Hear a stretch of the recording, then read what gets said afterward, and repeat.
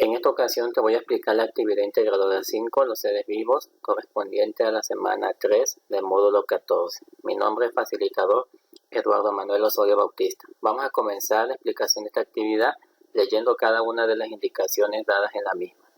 Tenemos aquí la primera indicación: crea una tabla en la que describas 8 características de los seres vivos. A continuación coloca una imagen que encuentres en internet para ilustrar cada una de estas. Tenemos aquí en pantalla la primera característica: los seres vivos regulan los procesos metabólicos para mantener las condiciones internas de los organismos ante los cambios externos.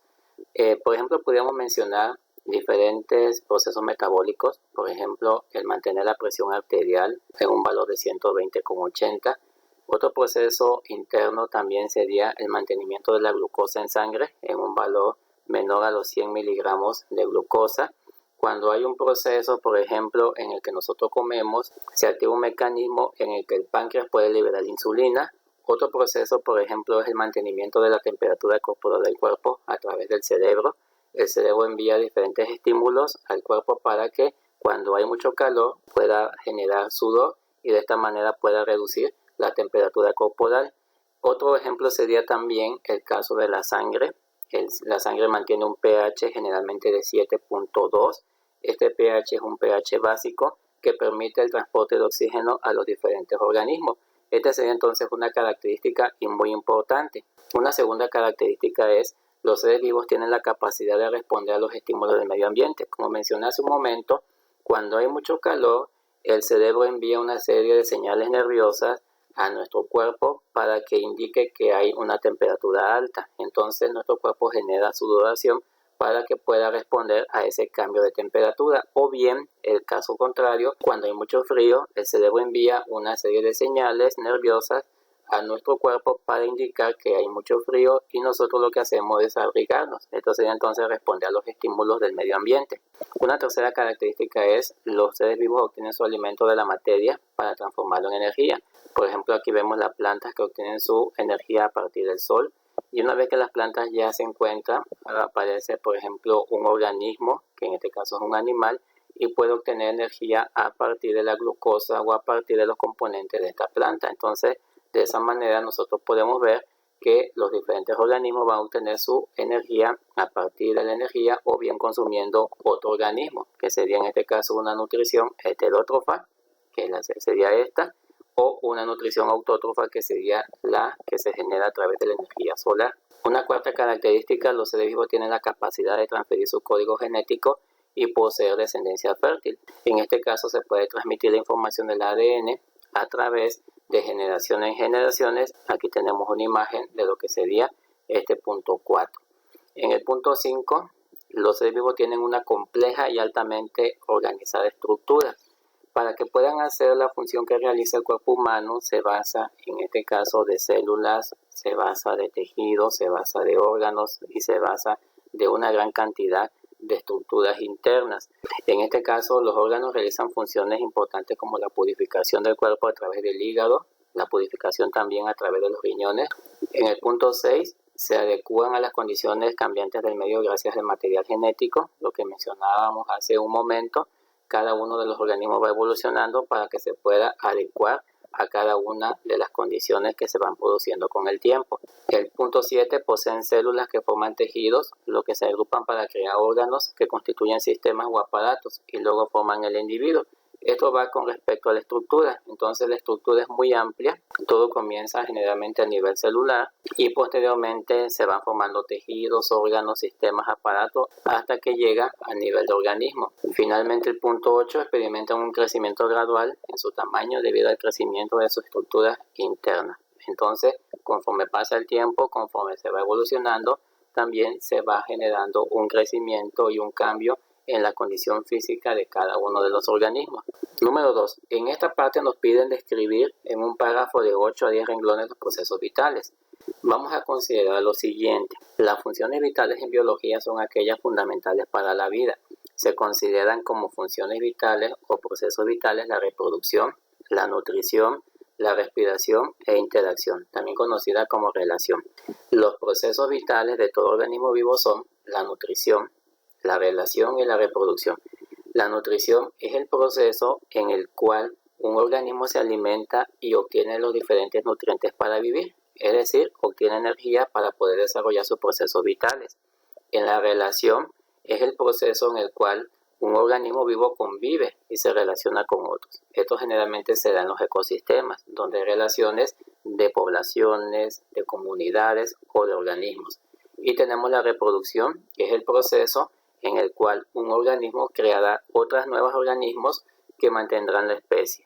Y esto nosotros lo hemos visto a lo largo de los siglos con las diferentes especies de organismos que hay en la Tierra, principalmente en los ecosistemas terrestres y ecosistemas acuáticos.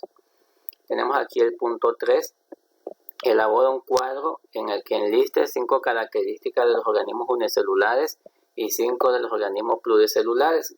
En el caso de organismos unicelulares vamos a ver lo siguiente. Tenemos aquí como primera característica de organismos unicelulares que estos están compuestos de una sola célula, indiferenciada. Los organismos unicelulares pueden ser procariotas o eucariotas. Esa es la diferencia de este tipo de células.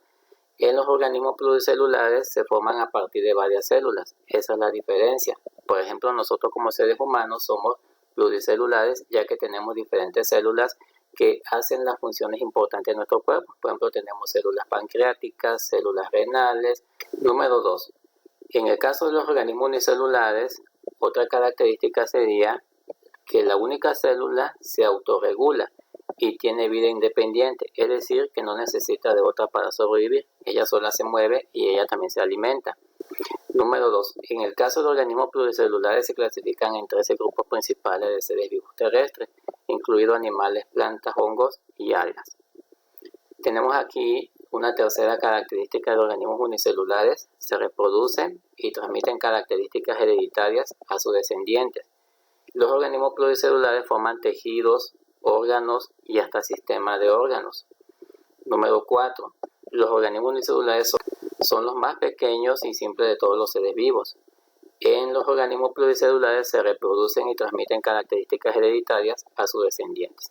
Finalmente, una quinta característica de los organismos unicelulares cumplen varias funciones como la fotosíntesis, quimiosíntesis, descomposición de la materia orgánica o bien la depredación de otros organismos unicelulares entre ellos.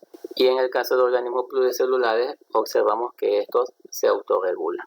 Número 4. Menciona 2 organismos unicelulares que se utilizan en la industria alimenticia y agrega 3 ejemplos en los que anote su nombre y los productos que se derivan de su utilización. Tenemos aquí 2 organismos unicelulares y tenemos los productos que se pueden obtener a partir de estos organismos. Tenemos aquí número 1, el Lactobacillus plantarum, y se puede obtener a partir de este lactobacillus lo que es la fermentación del chucrut, que en este caso es la fermentación del repollo. Entonces este es un producto que podemos obtener otro fermentado como es el queso, o podemos tener otro producto también que es de la fermentación, el kombucha, que sería una bebida. Tenemos aquí otro organismo con el que podemos producir la cerveza, la pizza o la levadura. Finalmente nos dice, escribe una conclusión en media cuartilla en la que explique la importancia del conocimiento científico para el estudio de los seres vivos. Entonces aquí tenemos que relacionar ese conocimiento, recuerden que es el conocimiento, el saber científico, y cómo influye ese saber científico en el estudio de los seres vivos. Aquí, por ejemplo, coloqué el método científico, es un proceso lógico que sirve como marco de generación del conocimiento, lo que yo les comentaba hace un momento. El método científico es de vital importancia para el estudio de los seres vivos, porque ha sido responsable directo de todos los avances que se han hecho en este campo y en la promoción de su estudio. Entonces, para que pueda haber un conocimiento, lógicamente tiene que haber la aplicación de un método científico. El conocimiento científico le ha permitido al ser humano evolucionar y realizar grandes avances que han impactado en la mejora considerable del estilo de vida. El conocimiento científico también ha ofrecido al ser humano el porqué de muchos fenómenos naturales, incluyendo el comportamiento de otros seres vivos, desde los más pequeños como las bacterias hasta los más complejos como los elefantes o tiburones. Explicar el porqué del comportamiento de otros seres vivos permite ser consciente del hábitat en el cual vive y su función dentro del equilibrio de toda la Tierra y cómo afectan los cambios en el ambiente en su ecosistema. Este conocimiento nos va a permitir comprender la importancia que tienen los seres vivos o el papel que juegan los seres vivos en un determinado ecosistema, ya que si faltara alguno de ellos pudiera haber algún desequilibrio. De mi parte sería todo. Si tienes alguna duda, déjalo en los comentarios del video para que yo pueda contestar a la brevedad. Nos vemos en un siguiente video.